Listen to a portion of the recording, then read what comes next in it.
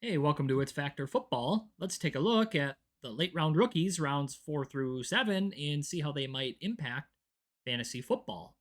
Starting with running back Jonah Coleman, Denver Broncos.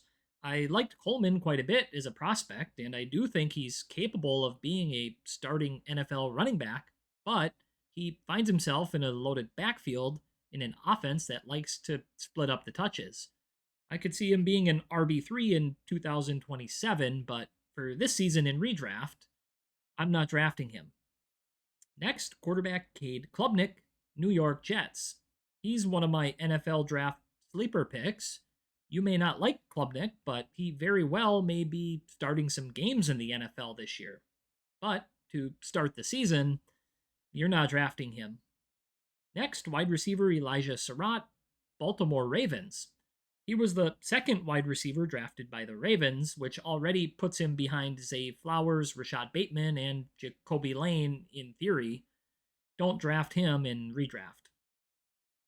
Running back Mike Washington Jr., Las Vegas Raiders. He's a height, weight, speed prospect who looks to be the handcuff to Ashton Genty. He's most likely going undrafted unless you take Genty early. Wide receiver Skylar Bell, Buffalo Bills. The Bills traded for wide receiver DJ Moore, and Shakir already has rapport with Josh Allen, and he also likes to spread the ball out and use the tight ends as well. Don't draft Bell in redraft. Next, tight end Justin Jolie, Denver Broncos. Is this Sean Payton's Joker?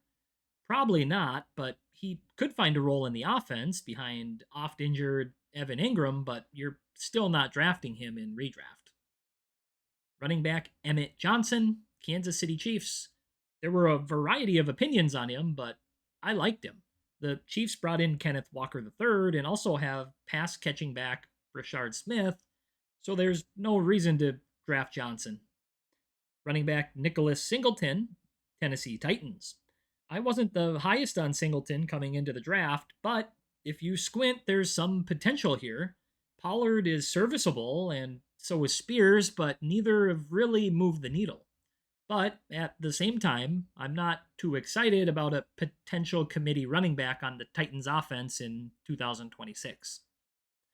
Quarterback Talon Green, Cleveland Browns.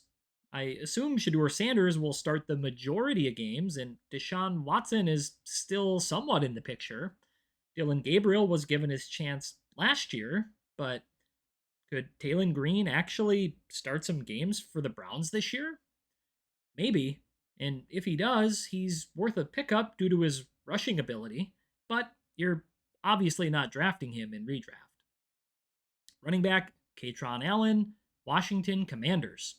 Allen finds himself in somewhat of a crowded backfield, but I'm not sure if anyone really stands out.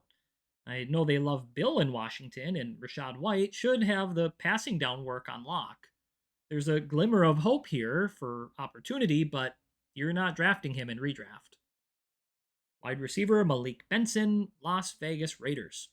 He's got track speed, and I think there's something more to him than just being a deep threat. The Raiders don't have a true number one or even a true number two wide receiver right now, so there is opportunity. Trey Tucker can play. Jalen Naylor is fine, and I do like Jack Bash, but there is opportunity for Benson. Again, in redraft, you're not going to draft him. Next, running back Damon Claiborne, Minnesota Vikings. Yes, the Vikings have Jordan Mason and Aaron Jones, but Jones is on the wrong side of 30 and tends to get banged up. I could see Claiborne carving out a role in the Vikings offense at some point this season. Tight end Jack Endries, Cincinnati Bengals. He's a prospect I liked and couldn't believe he lasted until the 7th round, but he's a name to know for 2027. Running back Seth McGowan, Indianapolis Colts. I could see him beating out DJ Giddens and becoming Jonathan Taylor's handcuff. Quarterback Garrett Nussmeier, Kansas City Chiefs. Nussmeier was a steal in round 7, and Patrick Mahomes will most likely miss a chunk of the season. If Fields struggles out of the gate, could the Chiefs turn to Nussmeier? If he does get a chance to start, he's still most likely a low end QB2 or even QB3. Don't plan on drafting him in redraft.